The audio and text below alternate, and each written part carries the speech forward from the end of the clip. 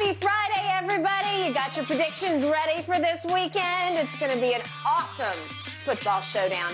Welcome to Undisputed. I'm Jen Hale. That is Skip Bayless and Shannon Sharp. Hi, guys. Good morning. Good morning. Your ankle okay? Yeah, or you need an excuse? I'll give you an excuse. LeBron, you got a bad ankle. Well, LeBron might take off for Andy. Wait, LeBron is always listed as questionable with a ankle. Man, 38. What do you expect? 38 is like kid age. No, not to me. It is not in pro sports. Guys, let's jump right in. We have so much to get to today. Let's start on the football field with these conference championships. Chiefs back to being 1.5-point favorites over the Bengals, according to Fox Bet Sportsbook. The Chiefs going to try and snap that 3-game losing streak against Joe Burrow and the Bengals. That, of course, goes back to last season. Shannon, who wins this one? As much as I want to pick the Chiefs, I just can't because I just believe the Bengals are the better football team. And they've always found a way to create one turnover, gain of possession. And so that's why I'm going to take them. And what concerns me the most about the Chiefs is their defense. Skip, they're second in sacks. But when you look at their defense, they're 18th ranked in pass defense, 16th in points allowed, and they're 31st in allowing red zone touchdowns. That's the second worst in the NFL.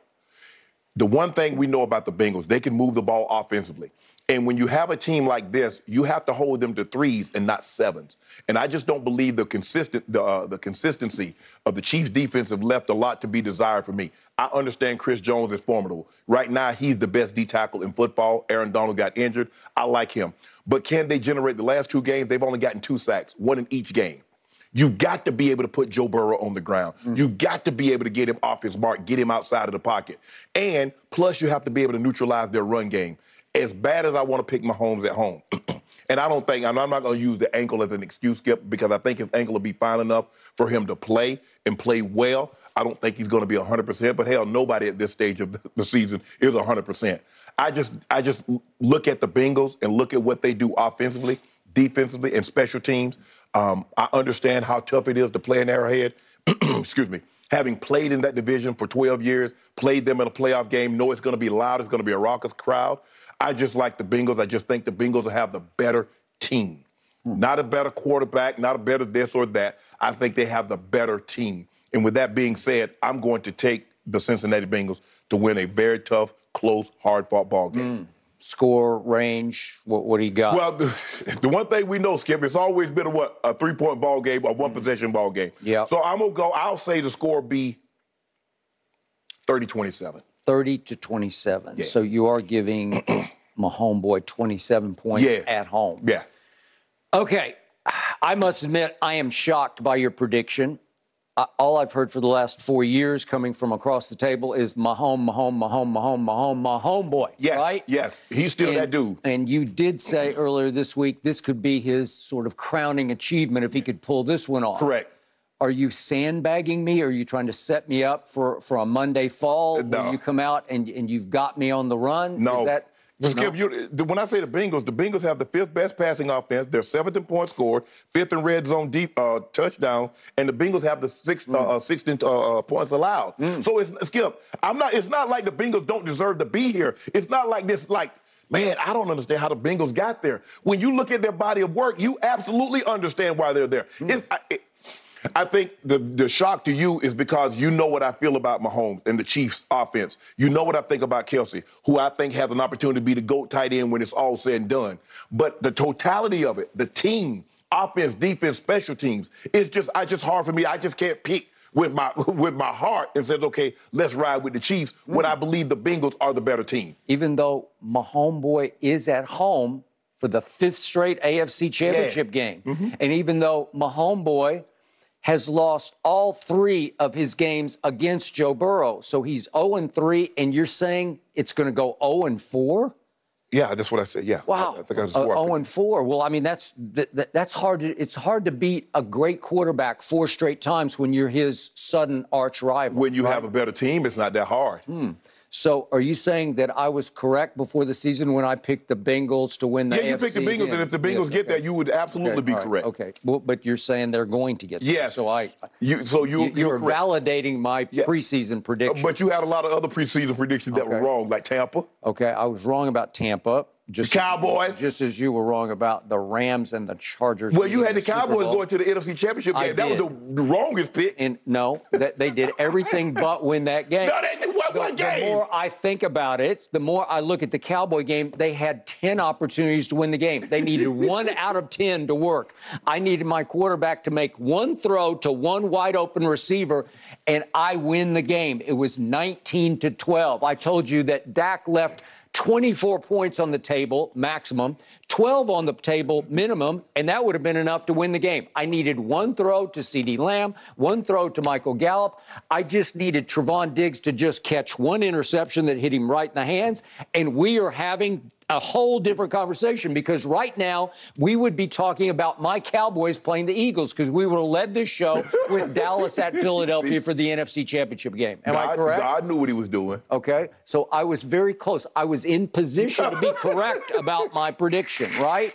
You were in position. Okay, you were not in position to be correct about either the Rams or the Chargers. I had the Ravens at the second half. The second half of the season, you repicked the Ravens. But they got I'm going to give you that one because that was all about Lamar, start to finish. Yeah.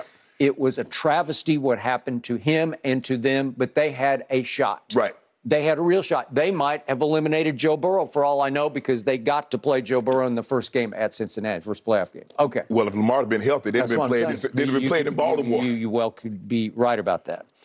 Okay. So the ankle, to me, I'm going to invalidate as an excuse because you didn't think he would practice this week. He did practice. According to them and him, he practiced. Yes. And according to him, and I don't know if he's just trying to sort of like pie in the sky it or silver lining it. I don't know what he's doing, but he's like gloating about how he's way better than he thought he was going to be and that he practiced way better. I'm going to assume he moved around a little bit in practice. I know he threw a whole lot in practice, so he got to run the plays, so it's not like he's behind the 8 ball that he didn't get to do anything at all this week. It sounds like he did pretty much business as usual. Correct. He said there's some things he might not be able to do, but for the most part, he should be full go. Yeah. Okay, so can we agree that come Monday, the ankle cannot be an excuse? No, unless he gets it rolled again, but going into the game as of right now, no. Okay, so the point is, you have always taught me as a Hall of Famer that if you step out there on the field, that's it. Yeah. Okay, if you play, you play. We have no more excuses, right? Okay, and you say he's going to get some medicine in there. He'll get it shot up. And the ankle, especially just the turned ankle, as long as you don't tear the ligament or fracture your ankle, it's the one you can shoot and actually have some relief out of it. You do get some relief, and you can kind of forget about it for a while, at least for about 3 hours. You can forget about it. Okay, I just want to make sure because I'm writing it off as no factor in this game. No. Now, let's flip it around to the other team. I believe that Joe Burrow is better than Patrick Mahomes, and I think he's proving slowly but surely that he is better, and this is his optimal occasion to do it for a 4th time. And if he does it for a 4th time, I think everybody's going to have to sit back and say, okay, that's it. He's the guy. Or as he said last week at Buffalo, I'm him. He would be him as in the guy, as in the it kid and the it player of this league, as in the face of this league. Okay. If you beat him at his place a 2nd straight AFC Championship game, this is it for Joe Burrow to vault to the top to me, because I don't know how you could, what more could he do at this point? Win a Super Bowl, win an MVP. Okay, well, but I'm saying in the AFC where all the quarterbacks live, right? Yeah. I keep telling you, I believe that Mahomes versus Josh Allen was actually always the undercard. That the premier, the one that everybody's waiting for is Joe Burrow, because he's the closest thing to Brady that I've seen of the young gun quarterbacks. So the point is, I think he is poised to go in there and do this with an offensive line, and I'm not making an excuse for him. I'm just telling you the straight facts. I don't even know if they're going to have one starter starting, because when Kappa and Jonah Williams, they haven't practiced at all this week. I don't know what their status is. It's hard to keep up with their offensive line. It feels like they're down to 5 backups all the way across the ball. How did that makeshift line do against Buffalo last week on the road? it has something to do with the quarterback getting rid of the ball quickly, which has been Brady's forte all along. Obviously, you can sort of mix and match with his offensive line until he gets to be 45.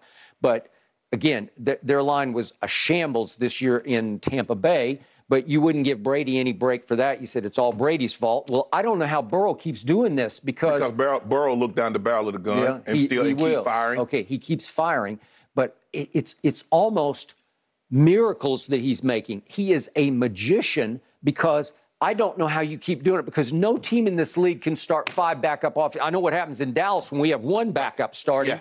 Bad stuff starts to happen. But, Skip, you have to understand, he has 2 number 1 receivers, T. Higgins and Jamar Chase. We know that. So, and Hayden Hurst is not a slouch at the tight end position. So, in his ability to get rid of the football, their ability to get open, get separation really, really quick, that bodes well. And what can Chase do? Take the ball. We've seen him last year in the first game they played, Skip, in Cincinnati last year. He took a 5-yard route, go hit his head on the goalpost. He did. So he can make spectacular plays. We know T. Higgins can make tough contested catches. We know Boyd is very, very reliable at the slot position. He's a bigger slot receiver.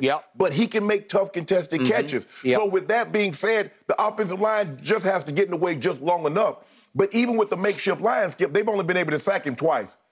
In the championship game, they sacked him once, and then this year, in the regular season in Cincinnati, they sacked him once. Okay. So you just made the case that the Chiefs were second in sacks. Yes. The Chiefs have a sack artist in Chris Jones. Yes. Like, he's a force to me. Yes. And I'm not sure the Bengals can deal with him. I do think he's going to get to Joe Burrow because I remind you, last year, everybody got to Joe Burrow. He got sacked more than anybody during the regular season and by far more than anybody in the postseason last year. And it didn't matter. And it didn't matter because he came within a throw of winning the Super Bowl. Yes. It's just who he is. He is him. I'm him. He is. He's arriving right before your very eyes. And this is a showcase opportunity.